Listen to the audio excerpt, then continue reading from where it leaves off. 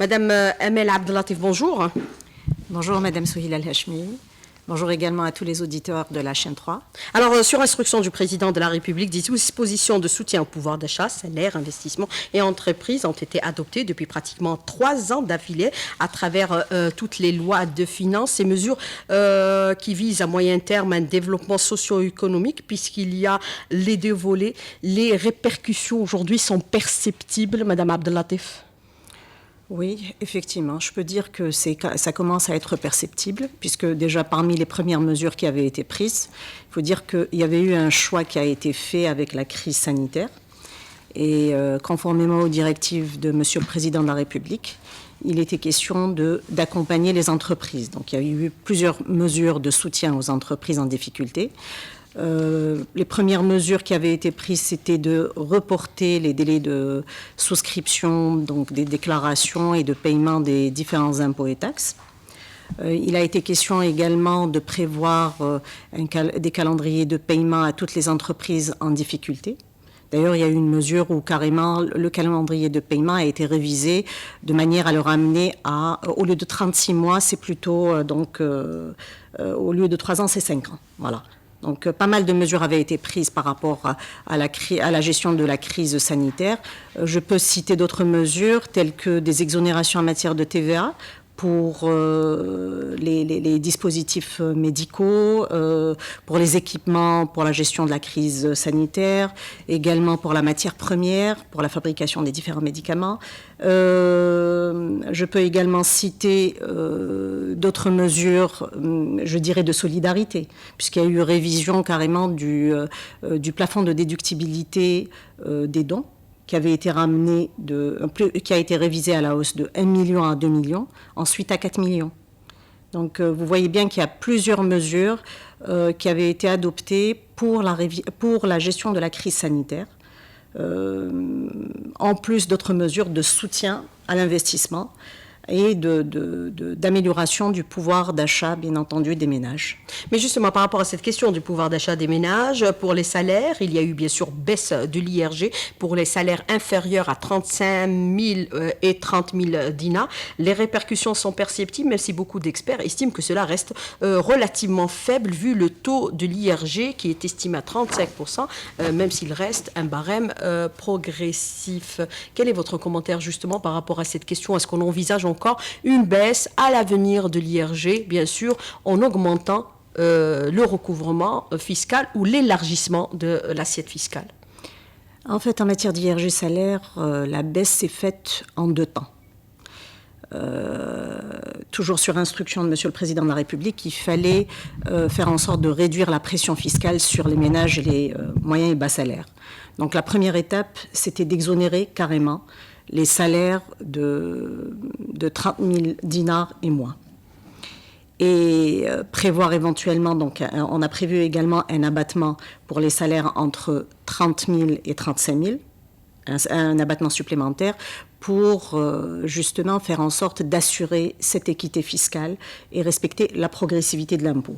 Pour les retraités également, il y a eu révision du barème, de l'abattement, lorsque la pension de retraite variait entre 40 000 et 45 000 dinars.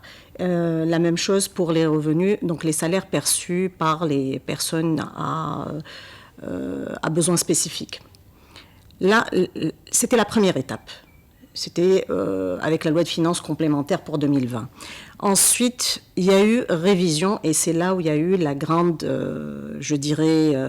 révision, c'était celle du barème IRG, qui n'avait pas été modifié, il faut le dire, depuis 2008.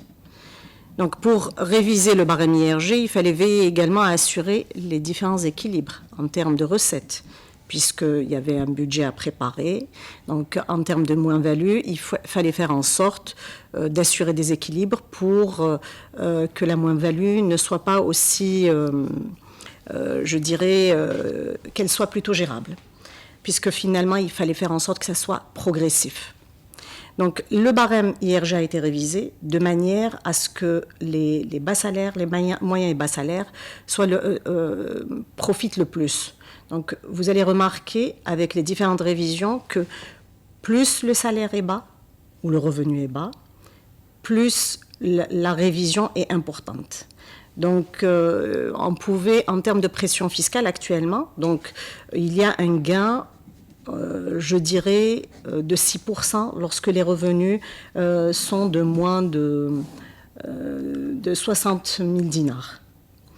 Et puis, il faut savoir que pour la révision du barème IRG, ça n'a pas touché seulement les salariés, puisque ça a touché tous les revenus qui sont soumis au barème IRG. C'est-à-dire les pensions de retraite également. Mais qu'est-ce que vous entendez? Mais qu'est-ce qui a été révisé dans ce barème IRG qui a été revu qui n'a pas été revu depuis 2008? Qu'est-ce qui a été revu pour qu'on puisse mieux comprendre aujourd'hui, Madame Abdelatif? En fait, ce qui a été révisé, c'est les tranches. Il y a eu révision des tranches. Il y a eu également révision des taux marginaux. Et la première tranche, avant 2022, était soumise à un taux de 0%, si vous voulez, jusqu'à hauteur de 10 000 dinars. Et ça concernait combien d'employés? Il y a eu révision à 20 000 dinars. Donc la borne supérieure de la première tranche a été révisée à la hausse à 20 000 dinars. Mais combien de pensions et combien de salariés ont été concernés par cette révision de l'IRG, du barème de l'IRG? Écoutez, là, en termes de, je dirais, parce que c'est pas seulement des salariés, en fait, ça a touché même les commerçants, ça a touché tous ceux qui perçoivent des bénéfices industriels et commerciaux. Mais vous avez des estimations chiffrées? Estimations, en fait, je dirais plutôt approximativement en termes de moins-value. On avait chiffré ça annuellement à 195 milliards de dinars. De perte pour, bien sûr, l'administration fiscale en termes, bien sûr, de fiscalité. Avec les exonérations pour les salariés percevant les salaires de moins de 30 000 dinars qui a été adopté dans le cadre de la loi de finances de 2020, la population qui a été concernée, est-ce qu'on peut considérer aujourd'hui qu'elle est extrêmement importante ou peu importante?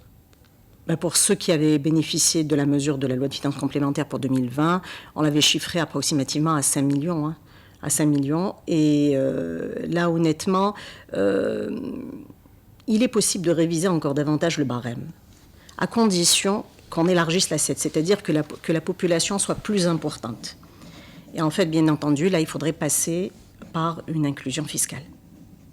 Alors justement, j'allais aborder la question de l'inclusion fiscale dans un moment par rapport bien sûr à l'évasion fiscale qui est importante puisque même le président de la République, il a estimé les montants circulant dans l'informel équivalent à 90 milliards de dollars. Quelles sont aujourd'hui les mesures qui sont prises pour élargir l'assiette fiscale? Est-ce qu'on peut considérer que par exemple l'adoption de nouvelles dispositions en faveur de l'investissement pour élargir bien sûr le niveau de l'investissement dans notre pays va favoriser encore la collecte de la fiscalité? C'est important, ça va de pair, la relance de l'économie avec le recouvrement fiscal. Oui, ça va de pair, effectivement. En fait, quand il y a un ralentissement, il y a baisse. Oui. Pour mobiliser des ressources, il faudrait élargir l'assiette. Même s'il y a la fiscalité pétrolière qui est importante. Même s'il y a la fiscalité pétrolière, il faut miser sur la fiscalité ordinaire. Avec la diversification de l'économie, nous arriverons à mobiliser beaucoup plus de ressources en fiscalité ordinaire. Mais pour ça, il a fallu réfléchir à d'autres mécanismes. Si vous vous rappelez, avec les assises sur la fiscalité intervenues durant l'été 2020, donc il y a eu plusieurs... C'était en plein Covid. Oui, on était en plein Covid, effectivement. Et là, il y a eu plusieurs constats qui avaient été faits par pas mal d'intervenants, tels que la complexité d'appréhension de la législation fiscale, ce qui décourageait quelque part les opérateurs en ressentant une pression fiscale assez élevée. En fait, suite à ces recommandations, plusieurs révisions ont été opérées, puisqu'il y a eu pas mal de mesures. Première mesure qui avait été prise, c'était de recenser toutes les dispositions qui n'étaient pas codifiées. Parce que là, quand c'est des dispositions un petit peu éparpillées, il est vrai que ce n'est pas aussi évident pour un non-initié d'avoir pleine connaissance de la fiscalité qui lui est appliquée. Et donc, en recensant toutes ces mesures, il a fallu revoir la rédaction de manière à simplifier, bien entendu, toutes les modalités de déclaration et de paiement et permettre aux opérateurs d'examiner le code de manière simplifiée et d'avoir pleine connaissance des différentes mesures Par ailleurs, on a fait en sorte de prévoir des exonérations pour encourager le secteur de production et de l'investissement, toujours conformément aux directives de Monsieur le Président de la République, puisqu'il y a eu pas mal de révisions, je dirais, à l'institution d'un taux réduit de 10% en matière d'IBS pour le secteur de production lorsqu'il y a réinvestissement. Nous avons également prévu des mesures à l'endroit des start-up, des incubateurs, puisqu'il y a des exonérations qui sont prévues pour les start-up pour une durée de 4 ans, ainsi que la TVA sur l'acquisition d'équipements. Les incubateurs, c'est 2 ans. Des incitations pour encourager le secteur du tourisme, l'aquaculture, l'agriculture également. Vous allez donc remarquer qu'il y a pas mal d'incitations qui permettent de relancer ces activités-là, notamment après la période de la crise sanitaire. Mais quel est le niveau aujourd'hui du recouvrement de la fiscalité ordinaire, puisque vous avez certains qui disent qu'il y a une forte pression pour ceux qui travaillent dans la légalité, contrairement à ceux qui sont dans l'informel aujourd'hui. Quelle est votre réponse? Quel est le taux du recouvrement de la fiscalité? Il est de quel ordre? Alors, le taux je dirais, jusqu'au 30 septembre de l'année 2022, donc en termes de fiscalité ordinaire, mais là, je parle de produits fiscaux recouvrés par la DGI. Nous sommes à un peu plus de 1800 milliards de dinars en fiscalité ordinaire. Donc c'est une augmentation, si on la compare à 2021, il y a une augmentation quand même de 4%. En parlant de pression fiscale, honnêtement, concernant les entreprises par exemple, le secteur de production a observé une baisse de la pression fiscale, notamment avec la suppression de la TAP. Sur instruction de Monsieur le Président de la République, la taxe sur l'activité professionnelle est révisée d'année en année jusqu'à sa suppression. Elle est de 1% encore. Elle est de 1,5%. En fait, on a commencé par... il y a eu suppression de la TAP concernant le secteur de production, donc, ainsi que les professions non commerciales. Donc, secteur de production, profession non commerciale, il n'y a pas de TAP. Ils ne sont pas assujettis à la TAP. Pour les autres secteurs, donc c'est 1,5%. Et puis, il y a pas mal de réfactions. Pour le BTPH, on a réinstitué la réfaction donc, en matière de TAP. Également, donc, pour les opérations qui portent sur l'essence sans plomb, GNLC, tout ce qui est... enfin, c'est des mesures pour encourager la consommation de carburant propre. Mais est-ce qu'on peut considérer aujourd'hui que le niveau du recouvrement reste relativement faible? Vous avez parlé bien sûr d'un taux de recouvrement en hausse à septembre dernier de 4%, alors qu'en 2008-2010, on parlait de son augmentation à hauteur de 11% pour atteindre les 25% en 2020. Est-ce qu'on peut considérer qu'on est loin un peu des pronostics qui avaient déjà été annoncés par le passé, Madame Abdellatif? Alors, je peux expliquer. En fait, ces 4% peuvent être expliqués clairement parce que là, vous avez trouvé quelques impôts sur l'activité. L'IBS, par exemple, est en augmentation. La TVA également. Vous allez trouver les impôts professionnels sont en augmentation. Ce qui a conduit à ces 5%, c'est plutôt la baisse en matière de TAP. Vous savez, comparé à l'année 2021, pour la même période, c'est-à-dire en septembre, fin septembre, il y a une baisse en matière de TAP qui est de 21%. Parce qu'il y avait aussi baisse de l'activité économique en raison de la pandémie du Covid. Activité économique, mais en même temps, baisse du tout de la TAP et puis suppression pour le secteur de production. Vous avez également l'IRG salaire qui a contribué à la baisse de la fiscalité ordinaire, sans compter, sachant que pour les autres segments, il y a eu des augmentations. Donc, reprise d'activité, donc plus d'impôts, IBS, TVA. Là, maintenant, en matière d'IRG, bien entendu, pour améliorer les recettes, il faudrait un élargissement de l'assiette. Pour l'élargissement de l'assiette, il faut une inclusion fiscale. Donc là, il y a toute une campagne de sensibilisation qu'on est en train de mener, parce qu'on remarque bien qu'il y a des appréhensions, mauvaise connaissance de la législation. Certains trouvent que c'est l'acte de déclarer et de payer est assez compliqué, alors que pas du tout. D'ailleurs, plusieurs mesures de simplification sont mises en place et ont été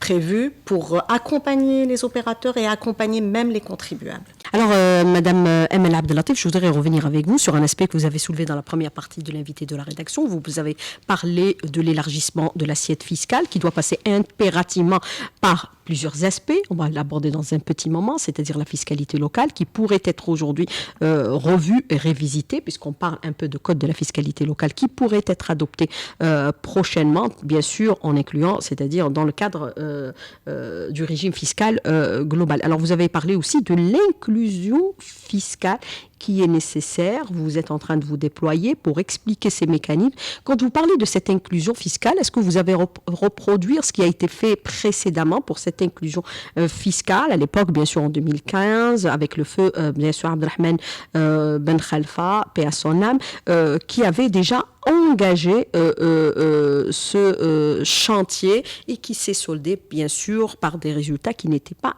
très probant. C'est le même principe, vous reconduisez le même, ou vous allez déployer d'autres voies. Madame Abdelatif. En fait, ce n'est pas le même schéma. Là, du tout. Non, du tout. C'est une autre approche complètement différente puisqu'on est engagé sur un chantier de réforme. Des réformes, la réforme de la fiscalité s'inscrit dans une démarche globale de réforme des finances publiques. C'est-à-dire, en clair? En clair, il s'agit là de revisiter la fiscalité. On a commencé déjà depuis l'été 2020, quand on y réfléchit, il y a eu pas mal de pistes de réflexion dégagées, il y a eu même des mesures qui ont été prises, des dispositions qui ont été insérées. On a commencé par la révision des impôts directs, et notamment l'imposition, bien entendu, des personnes physiques et des sociétés, puisqu'il s'agissait de réduire la pression fiscale, c'est ce qui a été fait avec le barème IRG et avec les différentes mesures incitatives qui concernent les personnes physiques et les ménages. Et concernant les sociétés, il fallait faire en sorte de réduire la pression fiscale. Et en réduisant la pression fiscale, ce n'est pas seulement, je parle des sociétés par exemple, ce n'est pas seulement la réduction du taux de l'IBS, mais c'est également réduire la différence, les différences qui existent entre le résultat fiscal et le résultat comptable. En fait, la pression fiscale peut être ressentie encore davantage lorsqu'il y a des retraitements du résultat comptable. Donc ça augmente l'assiette imposable à l'IBS et bien entendu, ça augmente la pression fiscale à la charge donc des sociétés. Et là, il s'agissait de revoir un petit peu toutes ces charges déductibles de manière à admettre certaines qui ne l'étaient pas, de réviser à la hausse les plafonds de déductibilité pour réduire la différence entre les deux résultats. Cela étant, ça c'est les premières mesures qui avaient été entreprises en matière d'impôts directs. Mais on agit également sur les différents impôts sur la consommation. Parce que la conclusion dégagée des assises, c'est que finalement, au fil du temps, on a plus imposé les revenus issus du travail que les revenus issus du capital, où il fallait changer d'approche. Pour le prélèvement, bien sûr, à la source. Alors, est-ce que ces facilitations et allègements, c'est une sorte d'incitation pour intégrer le formel ? Une sorte d'incitation, là je dirais, là c'est plutôt un travail d'approche qu'il faut faire, un travail de sensibilisation, parce que dans l'esprit, la pression fiscale est élevée. Alors qu'en réalité, si on y réfléchit bien, en termes de fiscalité, les impôts et taxes, par exemple pour le secteur de production, la TVA, c'est un impôt sur la consommation. Donc, in fine, elle est due par le consommateur final, puisqu'il y a un mécanisme de déduction. Et la TAP a été supprimée. Il reste l'impôt sur le bénéfice des sociétés lorsque la société bénéficiaire, bien entendu.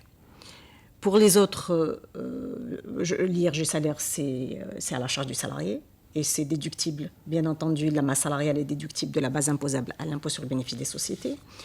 Donc, si vous réfléchissez bien, en termes de charges fiscales, là, je parle d'impôts et taxes, la pression n'est pas très élevée. Elle représente quand même, dans la charge globale, l'équivalent, bien sûr, entre l'imposition et les charges, c'est-à-dire dont l'employeur doit s'acquitter, l'équivalent de 55% du revenu. Pas pour la fiscalité. Là, vous incluez bien J'inclus entendu les tout. charges patronales, Voilà, vous incluez exactement. tout ce qui est Et social également. sociale, etc. Ça Et représente quand même fiscale, 55%. Là, par contre, moi, j'aborde l'aspect fiscal. Parce que, en termes de révision, honnêtement, si vous faites un comparatif avec les différents pays, vous allez vous rendre compte que la fiscalité en elle-même n'est pas très élevée. Nonobstant les différentes incitations, je dirais, les exonérations soit temporaires ou permanentes pour certains secteurs d'activité ou pour certaines natures de revenus. Toujours est-il, donc, la réforme qui a été engagée, donc on a commencé par les impôts directs, parce que c'était urgent. Il fallait réellement faire en sorte de baisser la pression fiscale sur les personnes morales et les personnes physiques. Mais en même temps, on arrive également, on travaille sur les impôts sur la consommation. Impôts sur la consommation, je vise par exemple la taxe sur la valeur ajoutée, la TVA, et les impôts indirects également. Il y aura baisse de la TVA ? Puisque c'est le consommateur qui s'acquitte de la TVA et cela augmente encore, c'est-à-dire la pression sur le pouvoir d'achat. Il ne s'agit pas seulement de parler de baisse, mais de revoir tout le champ d'application de la TVA. Comment vous allez le faire ? Actuellement, c'est en cours. C'est en cours. L'idée, bien entendu, c'est de jumeler, donc de réduire le nombre de codes, de façon à jumeler donc, le code des impôts indirects et le code des taxes sur le chiffre d'affaires. Un autre travail est en cours en matière de droit d'enregistrement et de droit de timbre. Il faut savoir que le code des impôts indirects et le code des droits d'enregistrement et de timbre n'ont pas été modifiés, je dirais, depuis les années 60. Donc il y a un travail actuellement qui est en cours avec un groupe qui est constitué à cet effet, de manière à réduire le nombre de codes et simplifier les modalités de déclaration et de paiement de ces impôts et taxes. Ce groupe, il est institué au niveau de la DGI ? De la DGI avec concertation de différentes parties concernées. Par exemple, on fait appel pour les droits d'enregistrement et timbre aux notaires. À titre d'exemple, pour ce qui est des autres volets, on fera au fur et à mesure appel aux professionnels concernés par les différents types de fiscalité. D'autres mesures également sont prévues pour encourager l'inclusion. C'est la numérisation. En fait, c'est le sujet justement d'actualité. Et le président de la République a pointé du doigt cet aspect lors justement des assises. Effectivement, tout à fait. Il a reproché à la Direction générale des impôts de ne pas être les lenteurs dans la mise en œuvre, bien sûr, de cette numérisation. Et je me souviens, moi, que j'en parlais depuis déjà 2006, à l'époque où M. Boudelbala était à la tête de la Direction générale des impôts. Effectivement, depuis 2006, on parlait de modernisation des services de l'administration fiscale. On parlait bien sûr de modernisation, d'informatisation, d'interconnexion entre tous les services des impôts à travers tout le territoire national, ce qui n'est pas encore le cas totalement, Madame Amel Abdellatif. En fait, c'est un projet qui datait de 2006. Mais il faut savoir également... Même simplification. Même simplification, effectivement. Bon, pour la simplification des procédures, ça s'est fait progressivement, d'accord. Mais s'agissant de la modernisation de l'administration fiscale, ça s'est fait également progressivement. Parce qu'il y a des prérequis, en fait, en termes d'infrastructure, par exemple. Donc la mise en place des centres des impôts, par exemple, la nouvelle organisation de l'administration fiscale, qui répond à cette approche de modernisation. Il était question de prévoir une direction des grandes entreprises, qui devait se charger donc des grandes entreprises, les grands portefeuilles, si vous voulez, et les entreprises étrangères. Les centres des impôts... Elle existe ? Elle existe, tout à fait. Elle a été mise en place et est opérationnelle depuis, tout à fait. Et les centres des impôts, qui doivent s'occuper, bien entendu, qui gèrent la population soumise au régime du réel et les professionnels.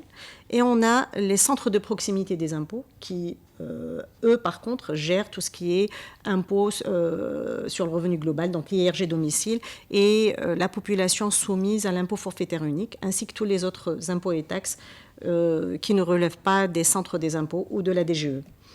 Cela étant, par rapport à ces centres-là, cette nouvelle organisation, ça a pris du temps pour que ça soit mis en place parce que c'est au fur et à mesure de la réception des infrastructures.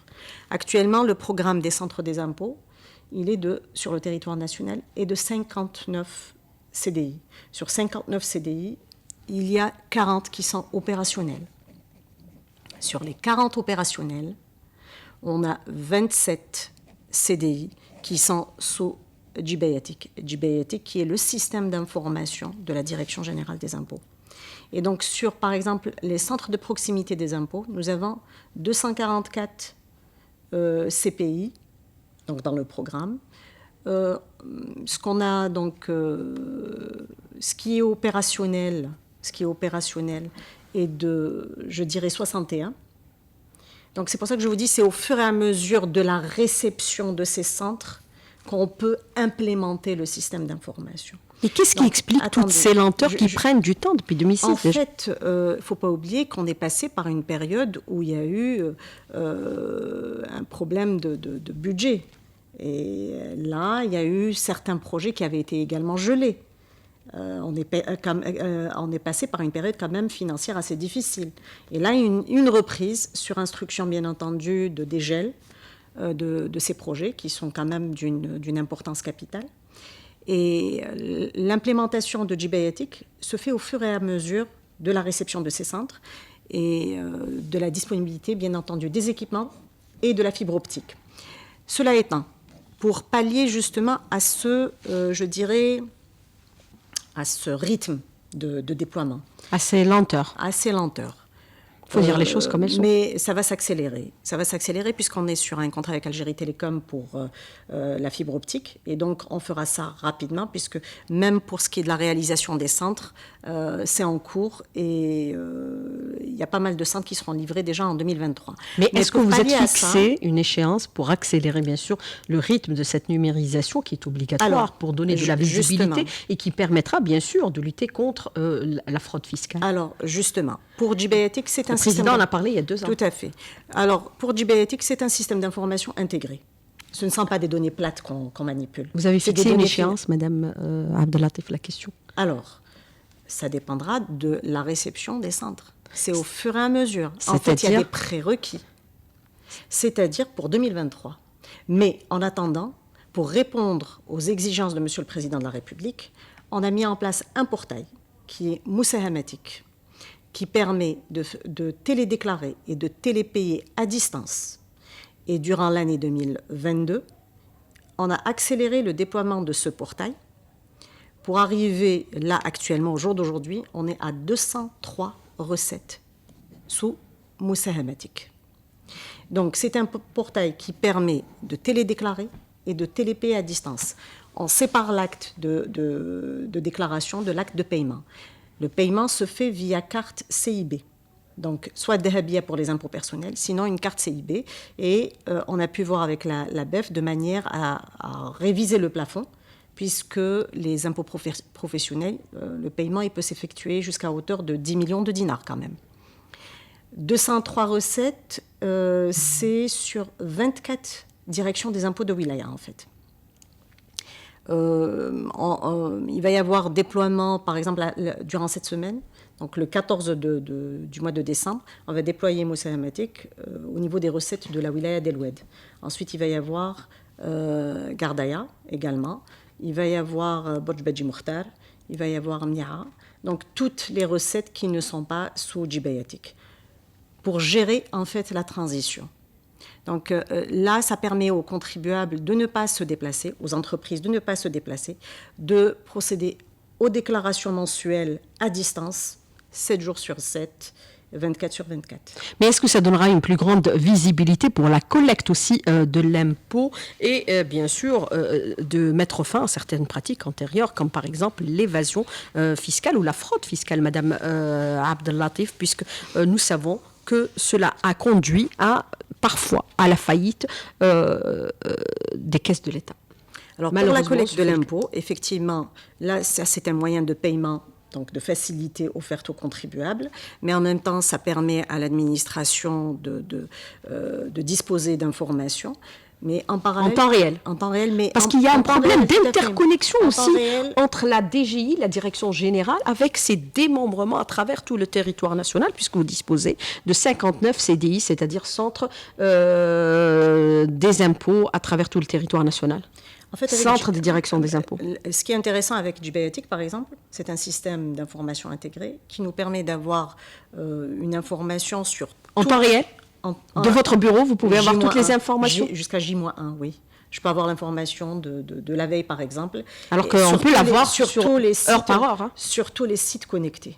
Sur tous les sites connectés. Les 29, les 27. Alors, là, c'est des données financières, donc c'est pas aussi évident. Vous savez, GBAETIC Même principe pour la grande direction des impôts. GBAETIC gère tous les impôts et taxes, et bien entendu toutes les déclarations et toutes les fonctions de l'impôt. Ça veut dire de l'immatriculation, de la gestion du dossier, souscription des déclarations, liquidation de l'impôt, recouvrement, contrôle, contentieux, mesures de recouvrement forcé.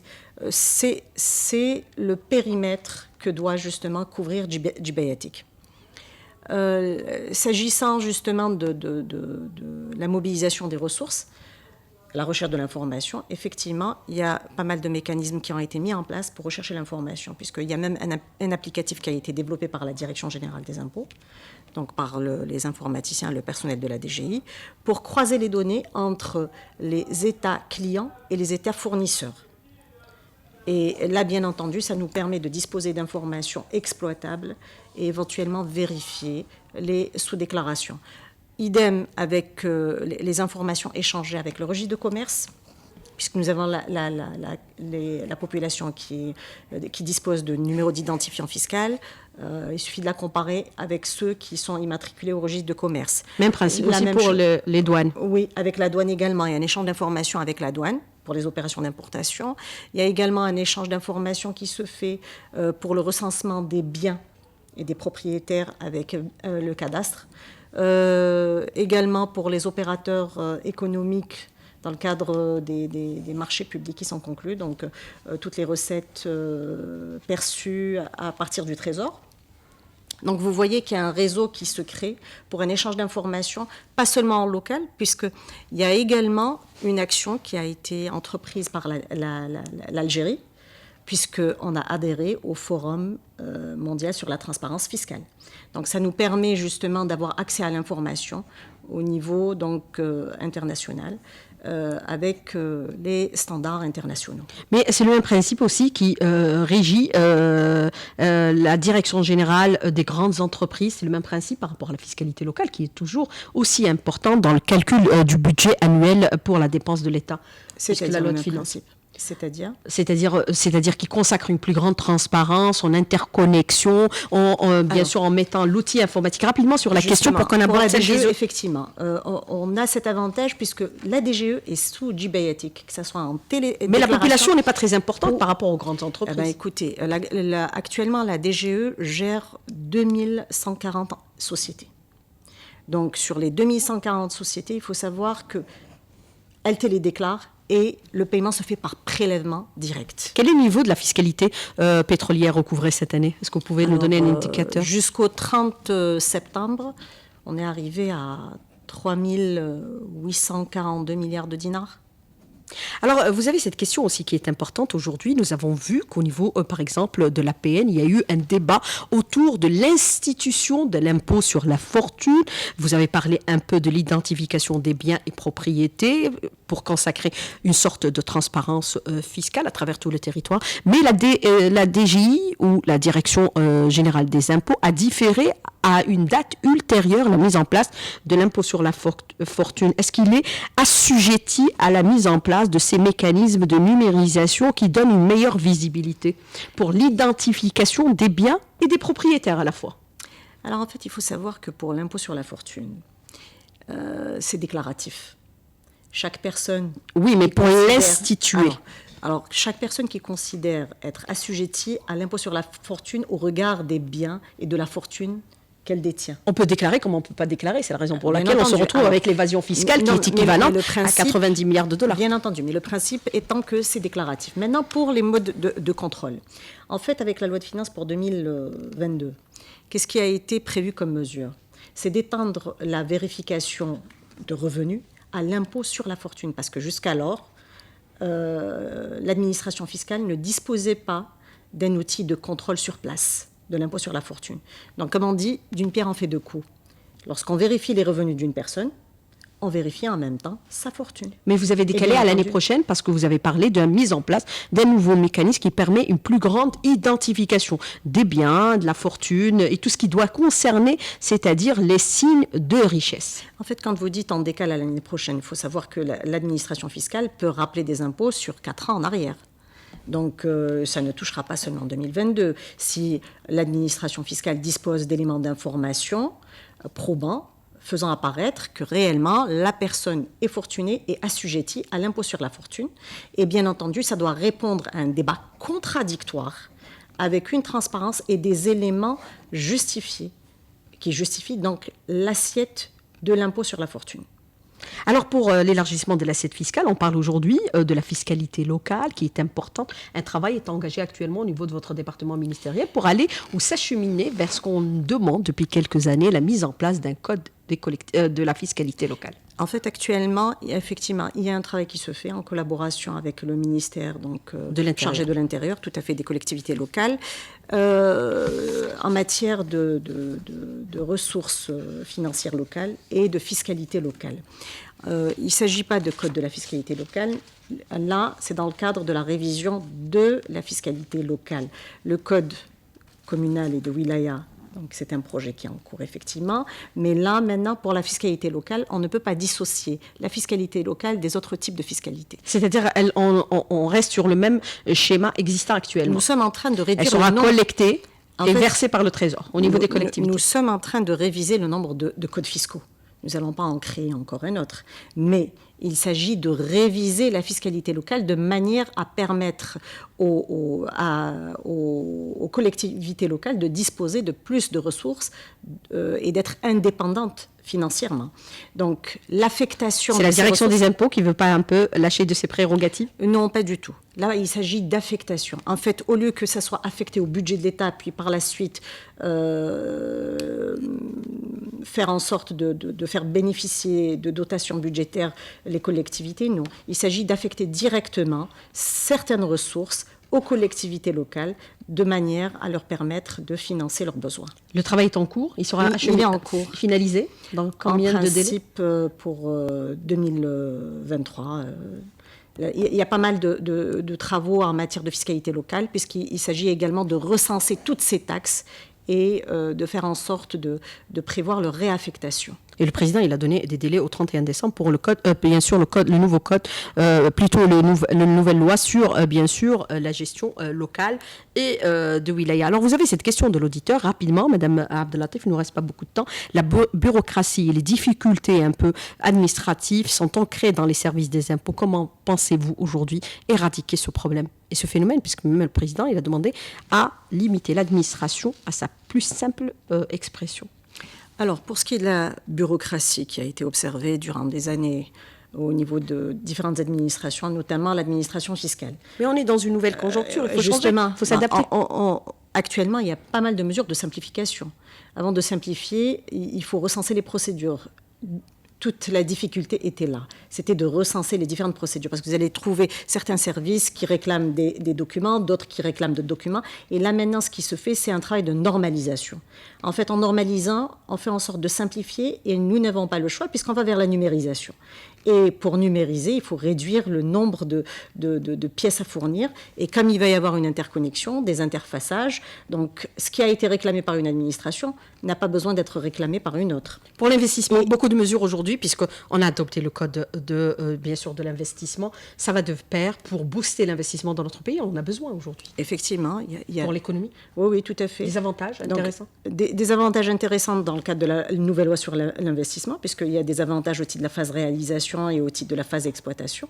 La loi de finances pour 2023. Et par contre, qui ne reste dans le plus que cadre du droit commun, il y a pas mal de dispositions en matière d'investissement pour encourager et booster l'investissement, pas seulement la loi de finances 2023, mais y compris 2022 et 2021. Donc ça s'est fait progressivement et graduellement. Mais est-ce que vous avez préparé les textes d'application pour l'effectivité de cette loi de finances pour l'exercice 2023 tout à fait. Dès janvier? C'est l'instruction aussi. Exactement, tout à fait. Les textes sont en cours de préparation. Il a bousculé tout le monde. Ah oui, et il a raison de le faire. Et donc, du coup, les textes sont en cours de préparation pour que ça soit mis en vigueur à partir de janvier. Bien sûr, les salaires ne rentrent pas dans le chapitre qui vous concerne aujourd'hui par rapport à leur augmentation et par rapport à leur application. C'est un aspect qu'on abordera avec une autre personne que vous. Anna, je voudrais revenir un peu avec vous aujourd'hui. Est-ce qu'on peut considérer que les échéances sont importantes pour pouvoir les respecter? Parce que souvent, on se fixe des délais et on ne les respecte pas. Est-ce que vous êtes regardante sur les respects des échéances, Madame Abdelatif, puisque vous êtes la seule et l'unique femme depuis l'indépendance à la tête de la DGI, la Direction Générale des Impôts? J'ai toujours reçu des hommes et jamais de femmes. D'accord, ok.